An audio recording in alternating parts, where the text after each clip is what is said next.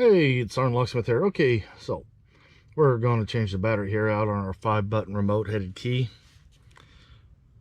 For this task here, if your key ring is attached, you will want to remove it because this remote's going to come apart. You'll need a flat tip, or you can use a quarter. Look on the side, you'll see your indentation right here. Put your quarter or flat tip in there and just rotate. You'll notice it just pops open. With that being said, take 2 fingers in there and it comes apart. Now if the rubber pops out, don't sweat it, no worries. With this here, you'll notice it'll sit like this. Your battery's right there. Go ahead and put it in.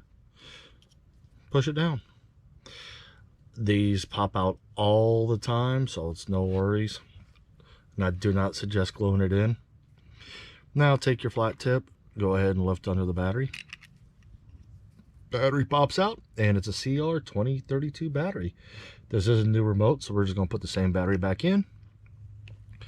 Put it in, push down, pull it back so you know it got it under there.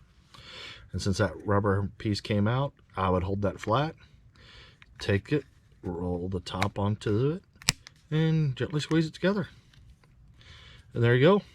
You've just done it.